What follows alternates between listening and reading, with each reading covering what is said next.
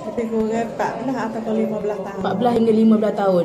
Sepanjang stroke tu ada ambil ubat apa je hospital? Ambil ubat hospital di Kebahagiaan. Oh. Lepas tu mula minum aloe vera ni bila? Bulan berapa? Bulan apa nak? Hari raya dah. Hari raya haji tahun ni lah. Oh, lepas tu masa minum botol yang pertama tu dah ada kesan dah? Ada kesan. Ada kesan. Hari tu ada kesan dah. Oh, minum hari yang ke-6 tu dah ada kesan dah? Ada kesan. Segar. Lepas tu dah boleh bangun? Dia sikit-sikit lah? Ya. Sekarang ni makcik dah minum berapa botol dah? 3. Baru 3 botol? Makcik dah boleh jalan macam ni? Alhamdulillah ya. Masa makcik mula-mula minum tu ada tak rasa macam tindak balas? Ada. Tindak balas macam mana? Rasa apa nak demam gitu. Rasa nak demam. 3 hari makcik makan. Lepas tu berasa tidur mana tu berasa sepa dengan tubik angin gitu. Tubuh.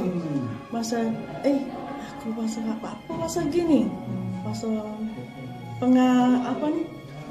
Seluruh lah tubuh ni sakit. Kata apa rasa gini. Lepas tu pening kepala tak?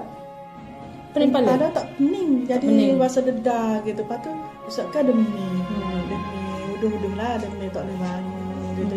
Nak telefon makcik nak telefon. Tak nak Kak Azhar. Kak Azhar demi. Dah buang gitu. Maknanya makcik ambil aloe vera gel dengan artik C minyak ikan tu dengan madu lah. Ya, 3 tu je. Cara makcik makan pula artik pagi sebelum makcik makan lah, sebelum makan pagi lah. Malam nak tidur. Sebelum tidur. Sebelum tidur. 2 butir.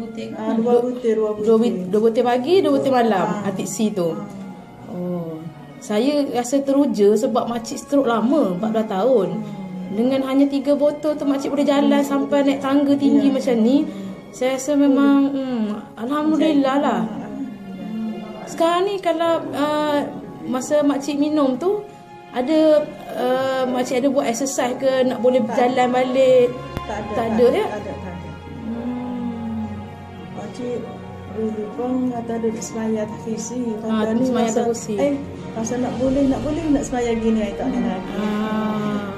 Dah sekarang ni duduk atas kursi dah semayang.